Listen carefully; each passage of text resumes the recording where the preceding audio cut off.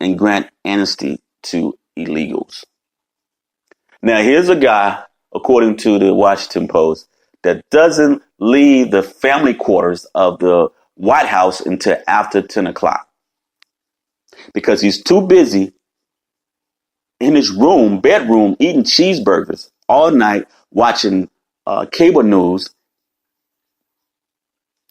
probably a Fox News Network, and in the morning watching Fox News Network, that he can't come down from the family quarters of the White House to the Oval Office to take care of the people's business. Trump frequently claimed that Obama did not work hard as president. Well, I tell you, here's the one that plays golf more than Obama does. He goes to his private resorts that he charged the taxpayers to pay the bill of his of him staying there with his gas, with his protection. It costs us millions and millions of dollars since this guy been in office. Every time he go down to Mar-a-Lago down in Florida. I mean, this guy. I mean, he's a work of art. He's a work of art. Once again, we established that yes, Donald Trump is a loudmouth and sensitive racist. He wants to be black, and he obsessed with Barack Obama. Let's see what else we can establish. Let's move on. Trump falsely claimed that President Obama issued a statement for Kwanzaa, but failed to issue one for Christmas. I mean, I tell you, hey, it's funny because he's obsessed with Barack Obama and his wife appeared to be obsessed with Michelle Obama. And neither of them are worthy to lace the shoes of the Obamas. That's my opinion. He often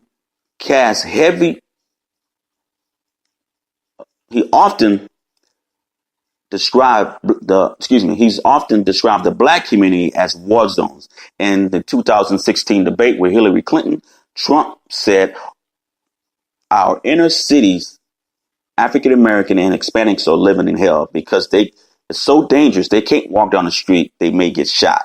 Trump also said to black voters, you're living in conditions that are poor. Your schools are no good. You have no jobs. What the hell you have to lose? Vote for me. You know, if you're trying to target a particular voting block for votes, you know, Donald Trump, I wouldn't describe him as living in hellholes and they may walk down the streets and get shot and they have nothing to lose. You know, Donald Trump played on fear, and he played on fear of those who felt like Washington felt them. They felt what the politician went to Washington and never, ever, ever addressed their issues, and they felt like they were voiceless. And Donald Trump took advantage of that. And he knew what he was doing. He often repeated false crime statistic about the urban communities, including in Oakland, Philadelphia, and Ferguson, Missouri. Trump tweeted October the 20th, 2017, just out report. The United Kingdom crime rate rise 13% annually. The spread of radical Islam and terror, no good. We must keep America safe and make America great again. Now, I'm from the South, the dirty, dirty South. Now, when we hear statements like make America great again, we think make America make America white again, excuse me. I mean, what era of America are you referring to, Mr. Trump? Are you talking about the return of the century in the 1900s? Or are you talking about back in the early 1800s when we were slaves? Or are you talking about the 20s, the 30s, the 40s? What era of America when you say it was great, when America was inclusive in it and it welcomed all people, the true melting pot of this nation? What America are you referring to, Donald Trump? He's quick to highlight crimes committed by dark-skinned people, sometimes lying about them, such as claiming about a growing crime from radical Islamic terrorists in Britain.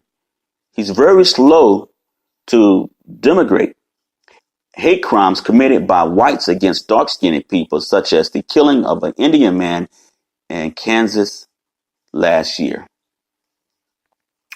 Ooh. He described minorities as uppities and ungrateful. He frequently criticized African Americans for being unpatriotic, ungrateful, and disrespectful. You're not going to live for the national anthem? You son of a bitch, you fired. According to the 45th president, Donald J. Trump. Hey, Dan, you still with me? He called Puerto Ricans who criticized his administration for their response to Hurricane Maria as politically motivated ingrates. He's friendly with proud racists and white nationalism. Okay, that's obvious that Donald Trump is sometimes biased and slow to point out the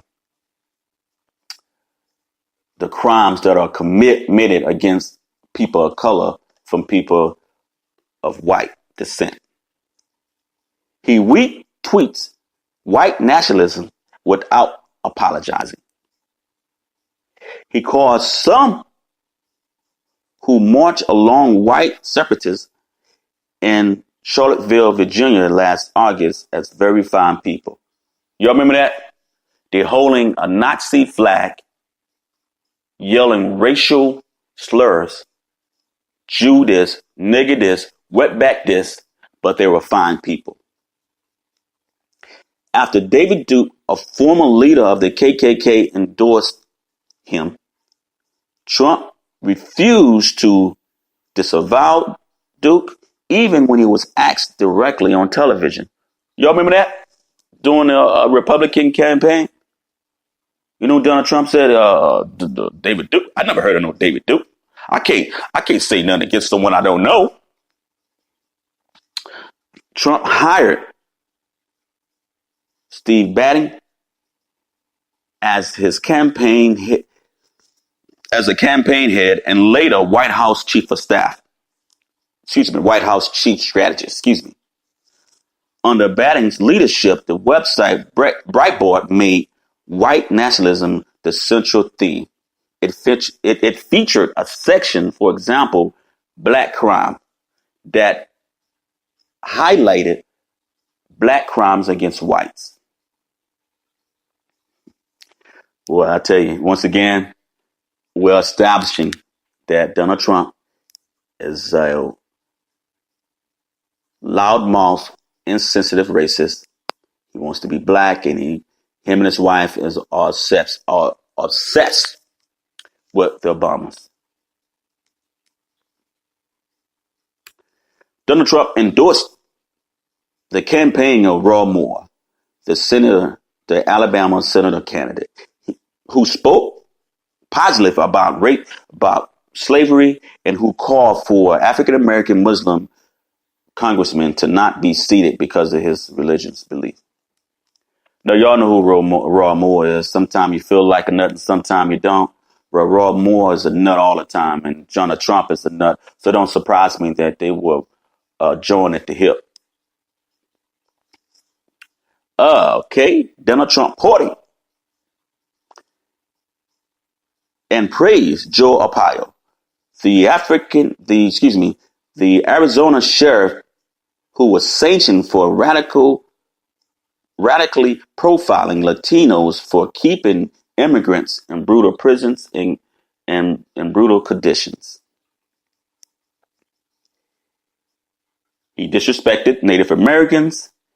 In 1990, Trump took out an advertising ad in the newspaper alleging that the Mohawk Indians' records of crime activity is well known and documented. At this time, he was fighting for competition for his casino business. In 1993, on a radio interview, he suggested that the Native Americans in Connecticut were faking their Native American bloodline. I think I have more Indian blood than those guys, so-called Indians who are trying to open up reservations. Oh boy, I tell you, man. Dan, you still there? You still with me, Dan? In November 2017, meeting with the Navajo veterans of World War II, Trump marked the senator from Massachusetts, Elizabeth Warren, as Pocahontas. He retweeted Ben White, a known white separatist. It's obvious that this guy is have the history of making insensitive remarks about people of color. It's obvious. In the White House meeting with a Korean American intelligence officer briefing him on Pakistan, Trump wondered out loud, why was she not working on the North Korea policy? That's just like saying all black folks know how to dance. All black folks know how to play basketball. All black folks eat chicken. All black folks eat watermelon. I mean, it's obvious, man. This guy is a racist, a loudmouth, insensitive racist who's want to be black and who's obsessed with Barack Obama.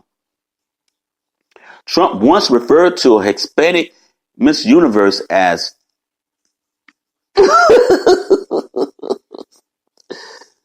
Miss Housekeeping.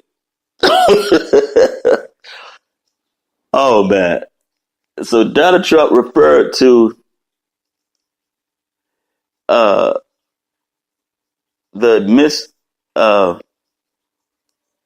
Hispanic Miss Universe as Miss Housekeeping. Man, I tell you, boy. Dan, shall I continue? I'm gonna do one more. This is it. I promise. At a June 2016 campaign rally, Trump pointed out one gentleman in the crowd and said, "Oh, look at my African American over there. Look at him." And I bet this brother was wearing a make America great again red Trump hat. He had his shirt on and he was out there just smiling and cooning while this dude just make a complete fool of him. House nigga. All right, Dan. I hope I proved my point, Dan, that Donald Trump is a loudmouth, insensitive racist. He's continuing to make comments that are obviously that this guy has some issues, man. And for people not to see that is such a sad thing. And this guy has totally brought down the respect that once had for the highest office of the land.